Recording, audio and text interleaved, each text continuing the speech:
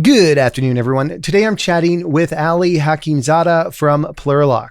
Now, Plurilock's a name that came to us about a year ago and asked us to invest. At the time, we looked at them and said, the convertible debt issue is just too much for us to wrap our head around. Yes, we like the space. We think cybersecurity is super hot, but the convertible debt is just a big problem for these Canadian junior companies. Flash forward a year later, and a capital markets group came in, restructured that debt, and got it off the balance sheet. They then came to us and asked us to invest and get involved with the company. And we said, sure, you took care of that big elephant in the room. And now we are happy to both take you guys on as an advertising client, but also invest in the company. Now, why do I find them so interesting? Well, if you go to Cantor Fitzgerald's comp sheet for cybersecurity companies, they generally trade at an EV to revenue ratio of 6.7 times. Now, if we look at Plurilock's price to sales ratio, it currently trades below 1. And that includes the fact that the stock has recently gone up over 400% over the last month, yet it's still trading at that price to sales ratio below 1. So we think that when we talk to Ali and he mentions deep value, there is a true investment case there. Now, Plurilock did over $70 million of revenue in 2023. This gives them a vehicle that they can use to go and do some M&A in a super hot space where they can go find some margin expansion through synergies by finding some sexy cybersecurity companies that need a little bit of help on the operating side. Now, just last week, Google purchased a cybersecurity firm called Wiz for 65 times sales. Again, Plurilock trades at less than 1 time sales, which makes them sort of an interesting value proposition for investors who are looking for a way to play the space. So guys, if you're doing your homework on cybersecurity names and you're looking for a relatively small name in the Canadian junior markets, this is an interview that you're going to want to watch. All right, everybody, enjoy the interview. Ali, thanks so much for joining us today. Pleasure. Thank you for having me on.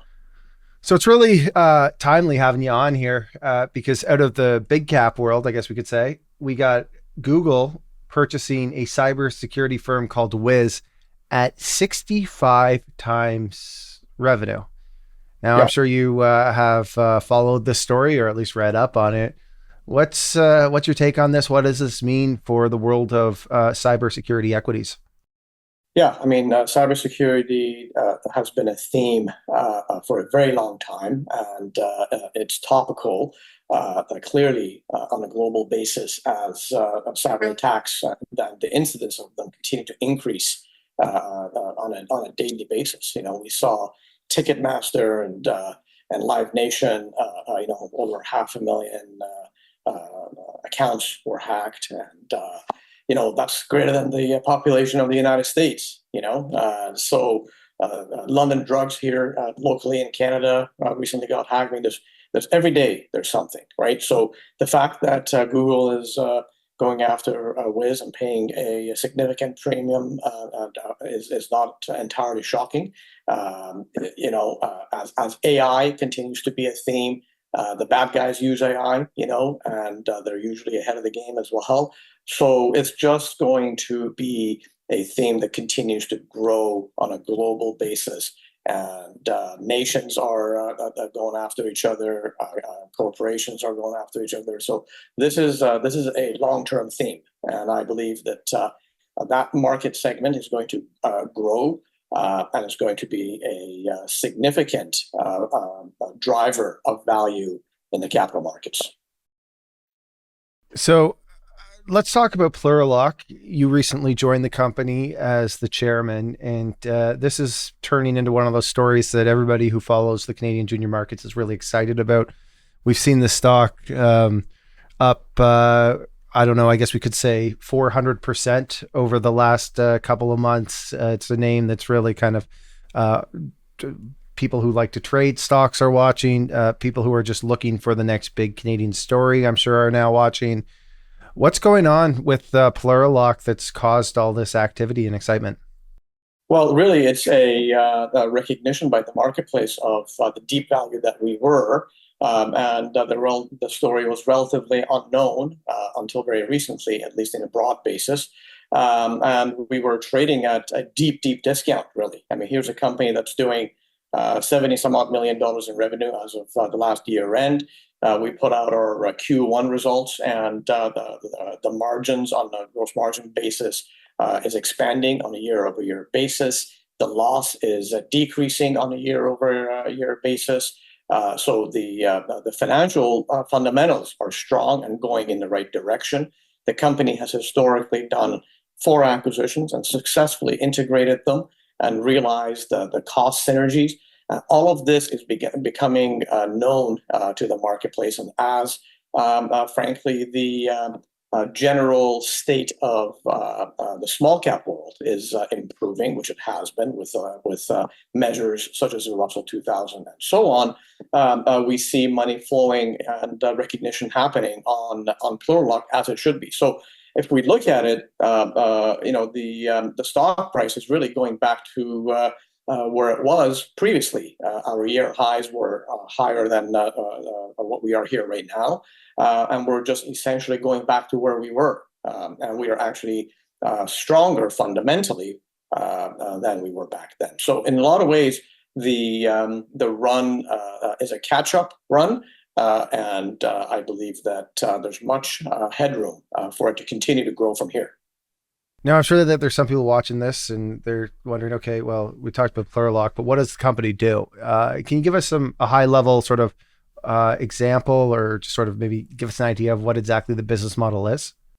Sure. Yeah. The company's got 3 lines of business, essentially. We are a value-added reseller of cybersecurity products, and our customer base is primarily in the United States, federal government, Department of Defense, U.S. Navy, and so on, and U.S. Department of Treasury, which was a recent news release that we put out. So that's one side of the business, and those are marquee clients. Actually, one of the reasons why I got involved with the company was the list of clientele, honestly, is second to none from that perspective. Global 2000 companies and government.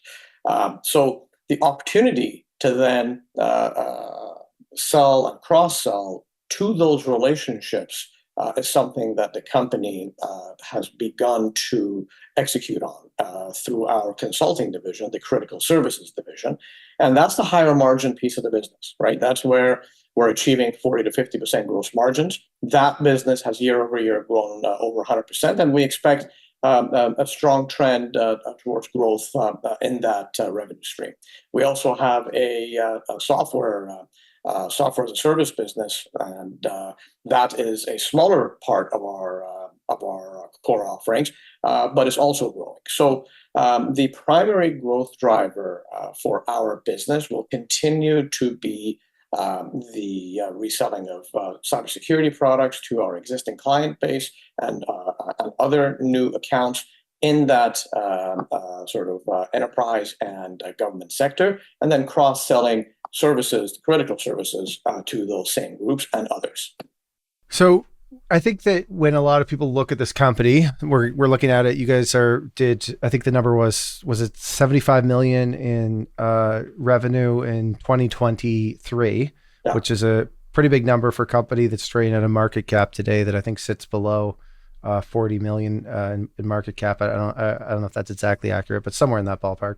Mm-hmm. So obviously you're trading at less than 1 time sales. Now, I think that the person who's a little bit skeptical of the company, or they're going to pull it up and look at it, they're going to go, okay, well, they're pulling all this revenue, but they're not really generating EBITDA or positive net income. How do they get comfort with the opportunity and that the company has an opportunity to really turn it? Is it basically through expanding those sort of high margin opportunities that you have in front of you? Is it some M&A pipeline? Really, what's sort of the big play here? If I'm looking at it and I'm trying to get excited about the ability to take this $75 million in revenue and jack up the margins on it, or even increase it and find that operating leverage, what is it that I'm getting excited about? Yeah, no, 100%. As you said, the business has significant revenue, 70 some odd million as of the year end. And as I said before, the margins are expanding. So the question of multiples, yes, we're trading at just below 1 times. Because of the mix of revenue increasing in favor of higher margin business, that multiple expansion is organically going to be in our favor at something probably higher than we're currently trading at. That's absolutely an expectation. And again, we are not EBITDA positive yet, but we're tracking towards that. And as noted before, I was involved with another SaaS company that was EBITDA, not EBITDA positive, HS GovTech, and we sold that to a private equity firm based out of San Francisco for something north of 3.7 times ARR, annual recurring revenue, 3.7 times, and it was 150% premium to market. I can point to at least a dozen other takeouts in the Canadian landscape of companies that were taken out in the last 12 months at significant premiums to market. And a good portion of them were not EBITDA positive. So EBITDA positive on a standalone basis is not the measure of value. Tracking towards it, of course, is expanding margins, which is what we're doing. Revenue growth which is what we're doing. Being able to acquire, assimilate, and have cost savings result from that is a measure of management execution, which again, this management team has successfully done and will likely continue to do in the future, particularly as our currency increases in value. There's many reasons for investors to be excited about this company growth coming at us from multiple different angles. So, Ali, you've been involved in the Canadian junior markets for a while now. You've seen a lot of deals, a lot of opportunities. What's your conversations like right now with the institutions or the investors you're talking with, whether we're talking about institutions or brokers or high net worth individuals or other bankers? What's the sentiment like right now? Or is it amongst like some of the stronger you've seen? Because I mean, right now when you look at the stock chart, it appears that there's a lot of excitement there. There's a lot of excitement. Can you speak to that? Yeah, 100%. There's a lot of excitement and a lot of uptake on the part of investors. There's a lot of interest. We are regularly on a daily basis speaking with potential new purchasers, and we're getting some very positive feedback. The company's potential and expansion, the opportunity to, and we're looking into this, uplist into more senior exchanges, potentially south of the border, have greater access to a greater capital markets. All of this is intriguing. Institutions want to know about it. Investors want to know about it. They want to learn more about who we are and what we do. Again, we're relatively unknown out there, and so we're having a lot of positive meetings for sure. How important is it? And I find this really fascinating.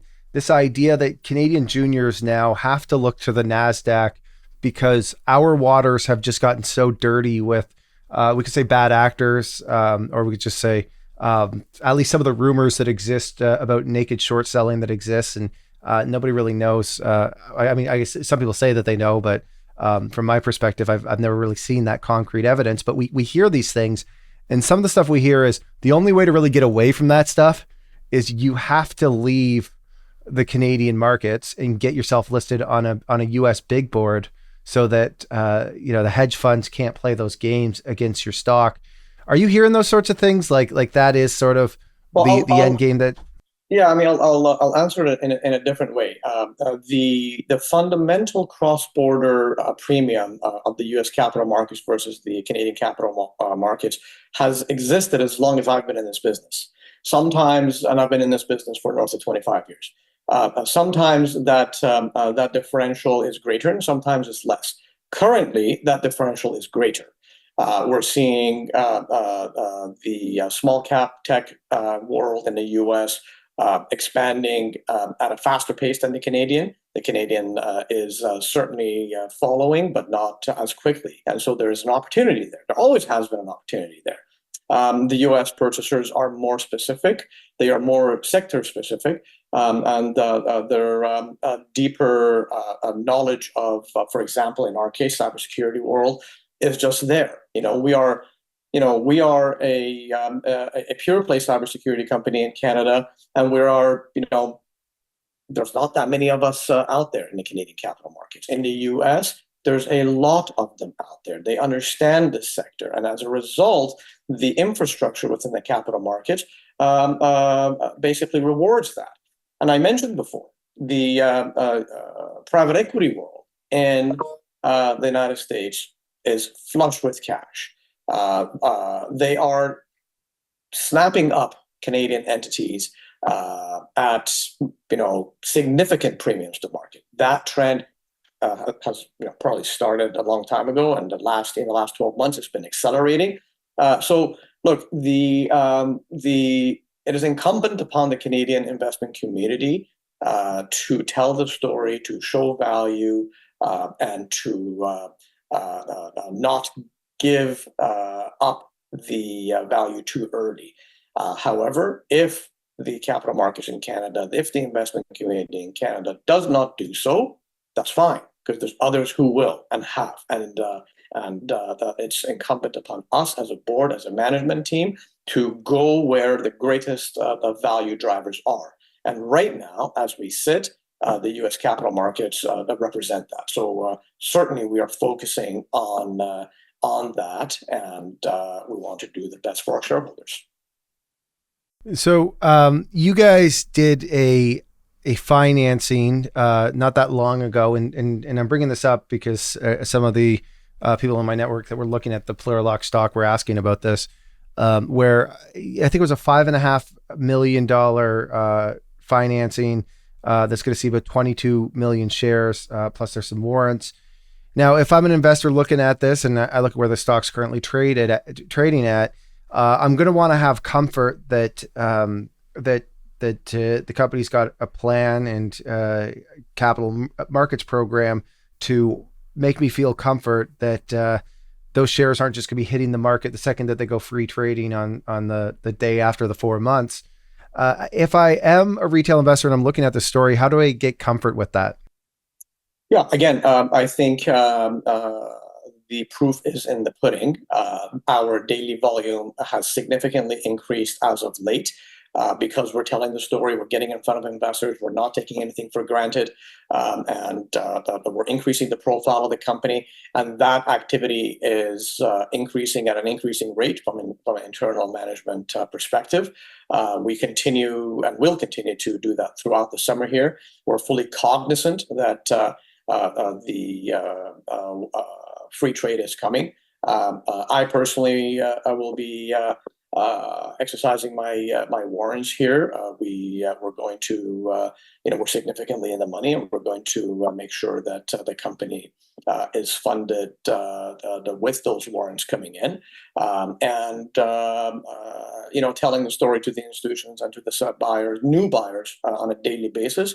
This is the solution. The solution is to put the stock into new hands, and that's exactly what we're doing and will continue to do. So I have a lot of confidence that we are succeeding in that area, and we'll continue to bring in new buyers and new investors to our story. Now, you guys added 2 really noteworthy members to your advisory council. Yes. What can you tell us about the additions? Yeah, again, deep knowledge with Brian Cunningham and the cybersecurity world, as well as with Joe Sexton. Brian obviously was with the White House as a lawyer and basically an expert in cybersecurity. And his network is deep, as is Joe's on the corporate side.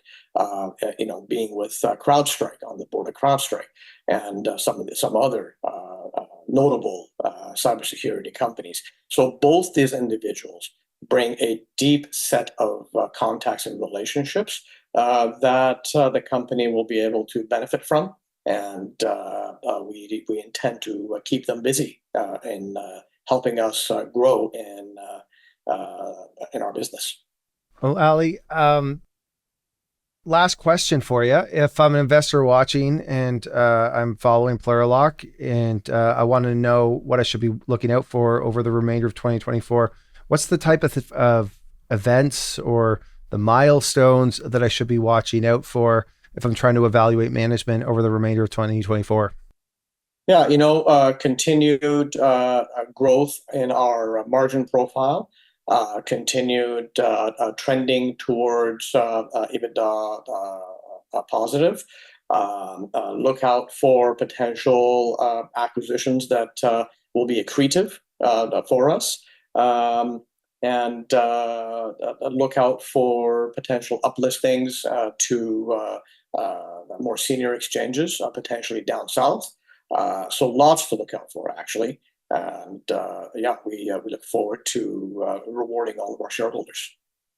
Well, Ali, thanks very much for hopping on here. I think you got a really exciting story, and I hope you keep coming back on here in the future as you guys continue to execute on your strategy to update our audience.